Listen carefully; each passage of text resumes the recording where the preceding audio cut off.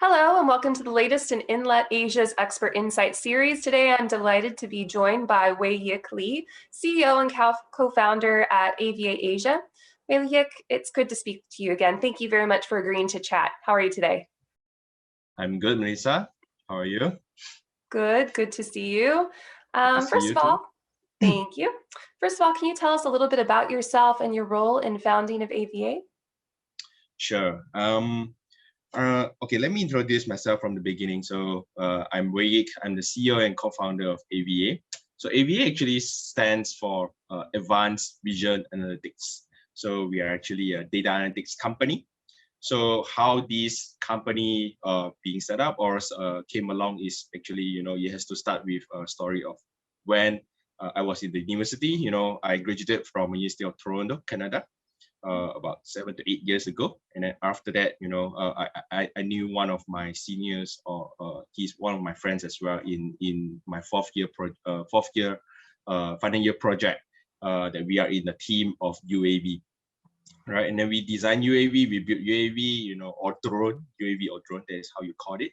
And after that, I came back to Singapore, and then I joined the workforce in Singapore, and I joined the industry of renewable industry, which specifically is a solar PV industry, and the company is called Phoenix Solar.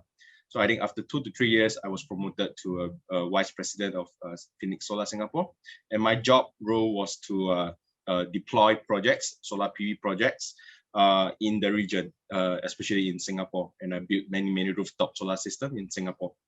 And it's after, after 1 year, after about, at the end of my career in Singapore, and then I really decided, I want to do something different. I want to own a product. That is where, all the desire of becoming an entrepreneur started to come in, and then it became a coincidence that my friend, who is our co-founder right now today, is actually Yuan Cheng today. He came back to Malaysia, and then we had a chat in Kuala Lumpur, and then we say, hey, why not we think of using the technology that we built, for example the drone or the UAV previously, and then how we can make a business case in especially in this area of the world. And that is how we got started into a discussion. And I said, I might not have all the expertise in other industry, and then but I know many things about the solar industry. Although the solar industry, solar PV industry in the Southeast Asia region, in Singapore region, is pretty small. But I do know that from my experience, a solar plant that time it was only like 1 megawatt, 2 megawatt. Is only like a football field size. Right now is the size is becoming larger and larger. So then I said, why not we use the drone technology, and then we apply the drone technology into the solar industry and see what we can do. And that is how we got started the AVA in about 4 years ago. Right, it's really about 4 years ago at this time frame. And I quit the role in my previous companies. And then I went full time into run AVAs from zero to use the drone to start to identify what we can do with the drone in the solar PV industry. Wonderful, thank you for sharing. I feel like you definitely have hit the market at a perfect time. So well done on that. Or do you feel the same? Not really. I would say we didn't hit the perfect timing, but I would say we were about right. I mean, when we went into the industry, drone is still it's still a hobby. It's still a toy played by most of the hobbyists, but it's not used by industrial or epic. It's not something being used by most of the industry players. It's only after 1 or 2 years that we got into the space, and then things got changed. Well, that actually leads in perfectly to my next question. So very well done there. Out of curiosity, do you happen to have any personal drones, and how many do you have? How often do you use them? I have to be very sadly to mention it. I do have 2 personal drones, right? Okay. But those drones, I have one DJI Inspire drone, and I also have one smaller drone, which is a DJI Phantom.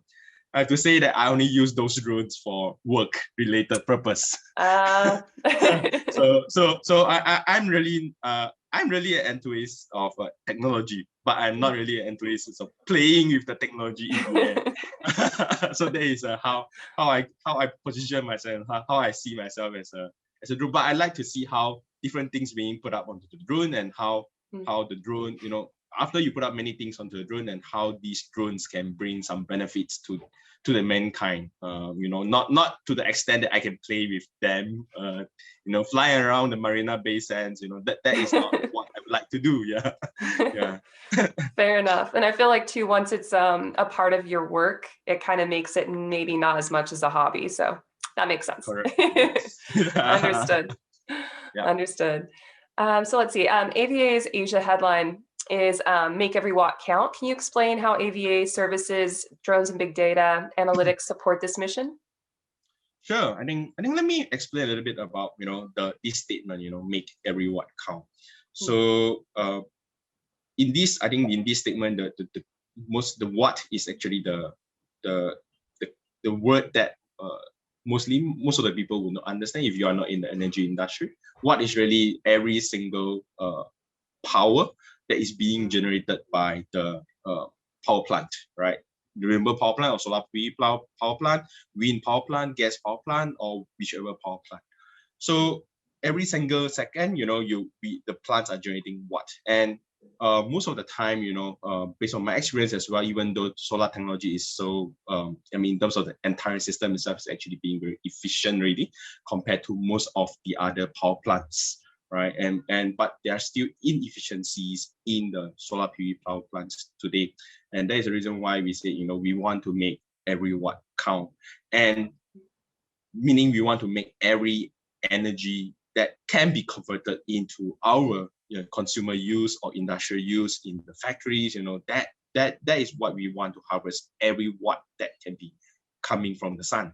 So why this statement becomes something very important to us is because it's very hard to make every watt count before we have the drones and data analytics, because there are so many inefficiencies in the plant.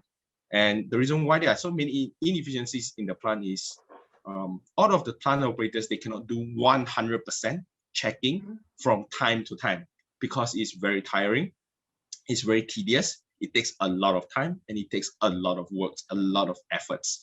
And with that, if there are so many, tiring efforts, then a lot of watt definitely will go into waste. And that is why drone comes into this picture, because drone to us is actually, a very useful and a very good data collection tool.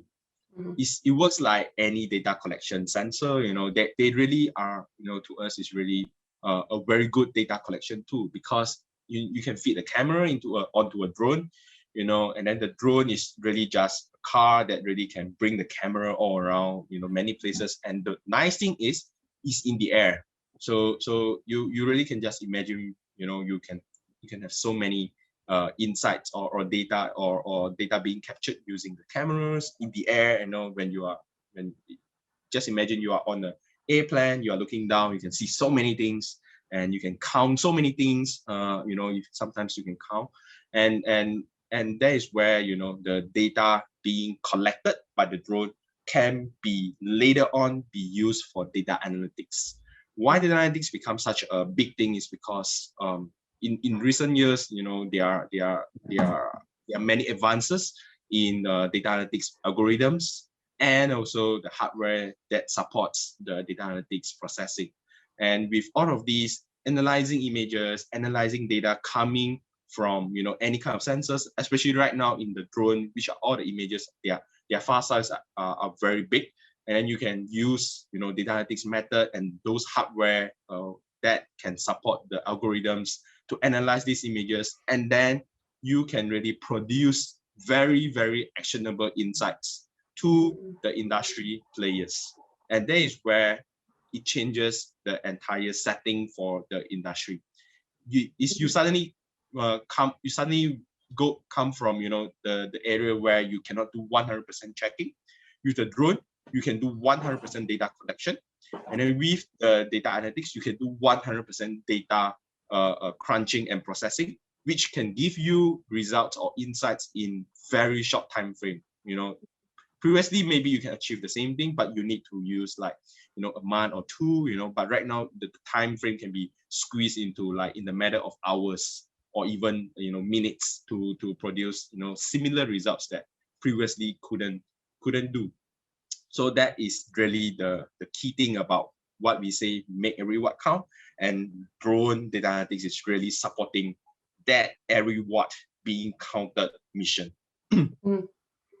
Yes, thank you for sharing. I think that it's very significant, of course, that you're able to dial down the amount of effort into just 2 hours, as opposed, as you said before, things would take months. So it's fantastic.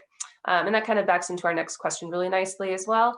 What can AVA solutions provide that perhaps was unimagined a decade ago? Yeah, sure. I think just continue from the previous discussion, right? I mentioned about the drone can really collect a lot of data. So what happened 10 years ago, in the solar PV industry, especially, even in any part of the world, especially in Europe, in US as well. Industry players has been using, a thermal camera. It's the same thing, it's a thermal camera. But what they do is they carry a thermal camera and then they walk around the entire solar PV plants, right? And then what they do is they stand in front of the solar panels, take a picture, and then they move on, and then they move on. So even for a football field size of a solar plant, they may take 3 days or even 5 days to complete the data collection of every single panels on site or in the plant. So what happened right now is using the drone, the entire process will be just squeezed into less than 5 minutes for just a football field size number of panels. And it's not only that, it's not only the speed that has increased, in terms of data collection, it's also the ability to see a lot of the problems that we could never identify before, because, especially, when you are sitting, when you are standing in front of solar panels, you do know that, sometimes, there will be reflections because they're collecting, they are exposed to the sun, right? And then the solar panels is made of glass, essentially. So there will be reflections coming from the sun, and standing in front of the solar panels and take a picture is definitely not the best way to collect the data, actually. But using the drone, you can minimize the reflection, to such, it's so little, and then you can use the data very good use. And data analytics, it really just comes into play. Like I said, it will really just we are able to process all of these data in matter of hours or even minutes, depends on what is the plant size that we are talking about. And it's not only that, it's not only about the drone and the image data that we are analyzing.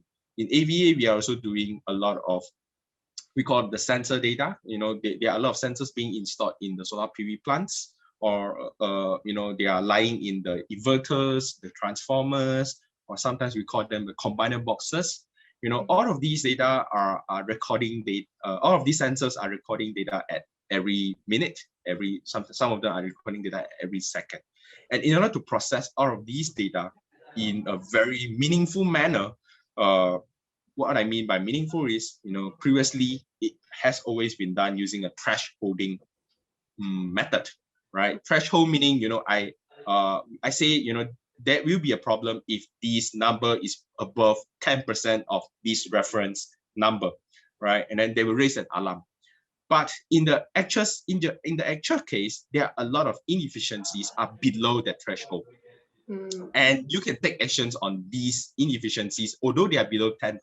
Sometimes, if you are just imagine, you have an inefficiency for 5%, and it keeps on repeating in your plant for years and years and years.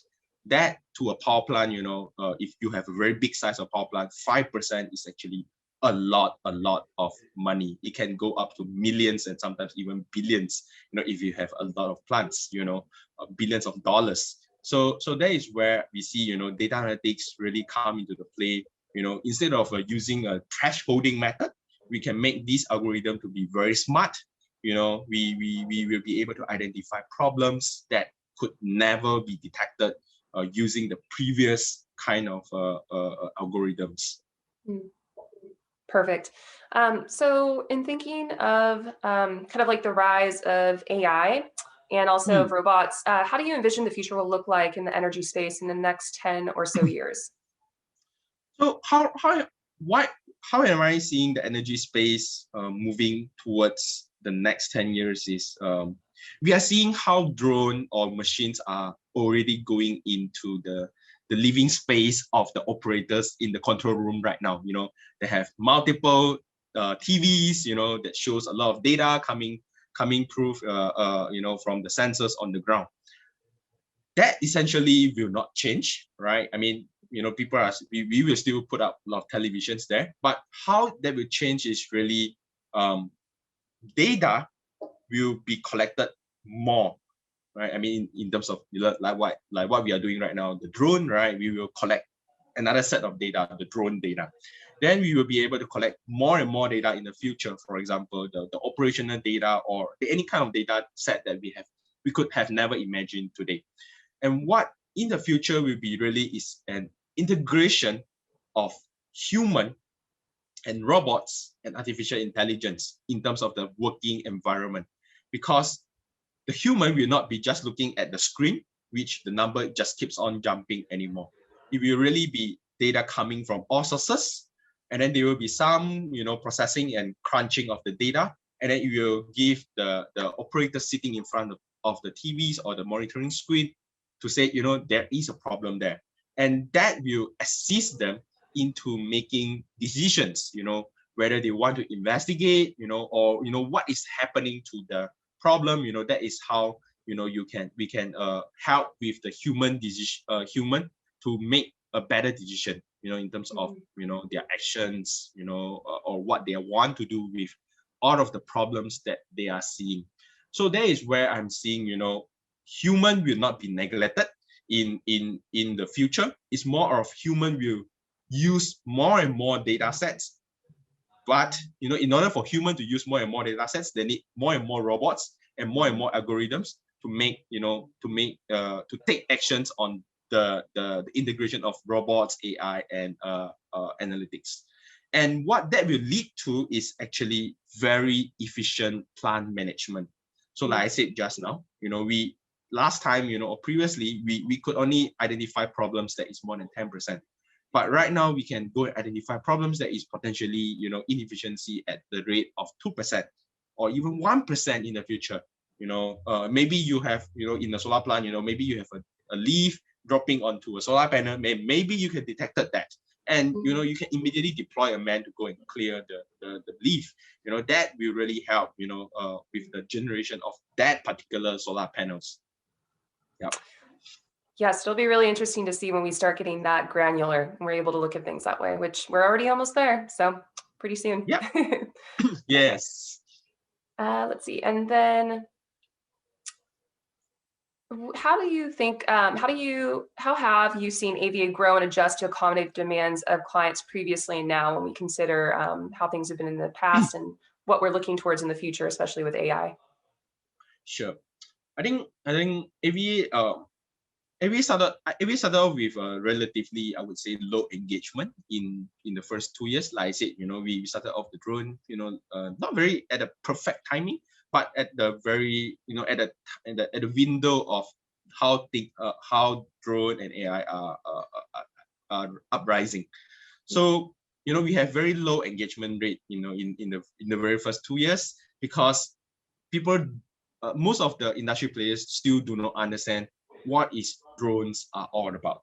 They think drone, okay, a drone, drone is, something, like a toy, that I can fly by myself, I can take picture by myself, Or for the that is paparazzi? how, yeah, it's a paparazzi, and it's really nothing than a toy with a camera. So people could not imagine how a drone and pictures and analytics can come into the play and help them to solve their plant or industry problems, I would say. So that that process and that process took us about 2 years to educate a lot of the clients, because essentially we started off with not knowing many things as well. What what we can see in the drone. We also invested our time, especially mine, to really, believe in what we can see with the drone. And we try to push on, we try to march on to say, we can really see a lot of things from the drone. And it's, within that 2 years, we have a few clients, that we talk to them, some of them are very, engaged, and definitely there are a lot of them very disengaged at that point of time. And those who are engaged, they actually let us to go into their plants to do some pilots, to do some demos, and they want to see, what we can really bring the value onto their table. And I'm very thankful for them, because they open the door for us and collect a lot of data, and that helped to prove the value of what drone and data analytics can really bring the value to them. And after the 2 years, especially in the early of 2019, things really changed from a very negative to a very positive kind of a direction, because clients are really seeing the value already. They are really seeing the things that, or the problems that they could never imagine, or they could not know without all of these drones and analytics that help them to see the problem. There is a famous saying, right? To see is to, to believe is to see it, right? Everybody needs to see it first before they believe it. And that is where we really use the drone and help them to see it, and they eventually believe it, and the industry really sort of really wake up to the situation. The drone is very useful. It's not the drone is very useful, but it's actually the data that is being collected by the drone with the right sensors is really useful. And that is where they understand the usefulness of the drone, and then they move on, right? And like I said, after they understand, they have the problems here, and human being will just keep on, growing, right? Once they are on the solution, for example, the drone solution, they realize today, I have the drone data sets already. Why I cannot use these drone data set to combine with another sets of data that I have today, so I can uncover more problems that I could not imagine. So that is where the current discussion are going on right now, where the drone has become a history, has become a thing of a past, or it just become another workflow, right, in the process, right? But they are moving on in the future, because they sort of, most of the industry players really think of, with the drone, we can see so many things. How about I combine the drone data and combine with the other set of data, and then what we can see and how we can bring up the efficiencies of the plant to another level.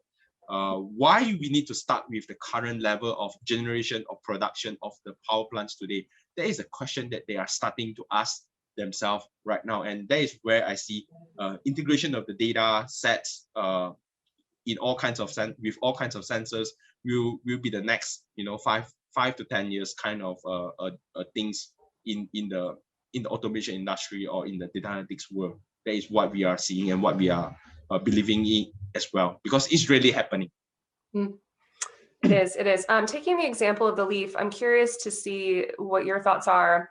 Do you believe as well that we'll probably get to a point where the drone, instead of needing to have a human aspect to come and take the leaf away, the drone will be able to do that itself? And also with regards to, like, if a screw is loose or something else with regards to mechanics, the drone is going to not only be able to pinpoint that, but also fix it.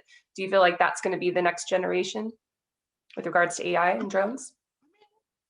Definitely, I would say if you put depends on how you put the time scale, right, or timeline. So if we are talking about the next 10 years, I would say drone definitely will be able to help you to pick up the leaf.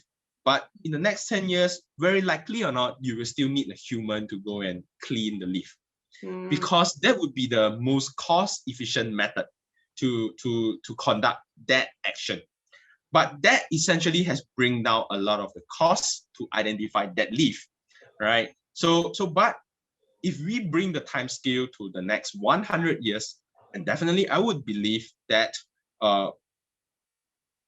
we can have a drone to help us to clean the leaf from the solar panels. Why I'm saying that is because there are a lot of developments going on right now towards the drone, because people are putting the drones in the box, and then they will put the box in the plant, and whenever there is an action that triggers that, the drone will fly off, and then you will go and do whatever action that they are being, or mission that they are being administered. So that is where this is coming. Is I would say it is already happening in some very small area of the world where they are very forward looking, but this technology will become mature in the next 3 years or 5 years or so, and things will definitely change in a very, very fast pace after this technology is very mature, and definitely then the cost will drastically change or drastically comes down, and then for the next 20 or 30 years, then definitely that will happen to us. And in terms of human, human is still being needed, because we still need human to make a decision, to say this action is worth doing or not worth doing. That is where I'm seeing human is still very much needed in that decision making process. Absolutely. Yep. For now, anyway. Yeah. And can you share the most surprising thing you've learned about applying advanced technologies such as drone and data analytics on solar PV farms? Sorry? Sorry, I lost you. That's okay. Can you hear me now? Yeah. Okay, great. Can you share the most surprising thing you've learned about applying advanced technologies such as drone and data analytics on solar PV farms? Sure. So I think one thing that I have shared previously, which also brings here, is we couldn't see a lot of problems in many years ago. So there are a lot of issues that are not known to solar engineers like us previously. When there are a lot of occasions when I was in the industry, right? There are a lot of occasions, or even right now, I'm in the industry as well, in the solar industry. I tend to hear a lot of, or I was in many discussions with engineers in many companies. I tend to hear that there are many guessing of the problems in the solar PV plants when the performance are coming down. And they will tend to guess in a way that is, although is captured in the literature of the solar PV industry in terms of the underperformance, but they will sort of like all go into that, that scenario to say that there are problems in the solar PV plants is because of due to this particular reason. And that has been something that has been, in my mind, we cannot tell what exactly is a problem in the solar PV plants 10 years ago, and we could only guess that underperformance is due to this particular problem. But with the drone and data analytics, it actually bring us out of this situation, because our ability is really to capture the data in 100% manner. We really can see everything in the solar PV plants, because previously they could not see the 100% of the solar panels on the ground. And right now, we could see all of these solar panels, in terms of their health level in the solar PV plants, and we can identify what kind of problems exist in each solar panels. And if we take action on each of these solar panels that are being identified as defective, we can actually bring up the performance. So because previously we couldn't understand what is the problem in each of the solar panels. For example, why I say that is because in a size of a football field, you can put, let's say, 3,000 solar panels. How can a team of 2 men, because a team of football field size, of a solar PV plant, usually you only will send 2 men on the ground to identify what is happening on the ground.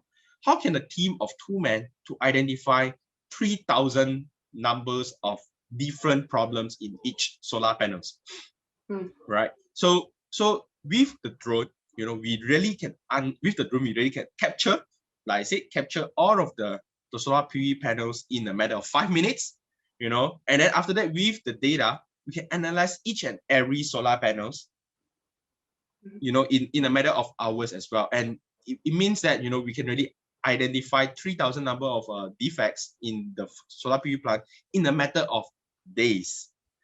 And that has actually drastically changed how we work, because a lot of times is we were guessing previously the problems is this, and then we generalize the entire plant.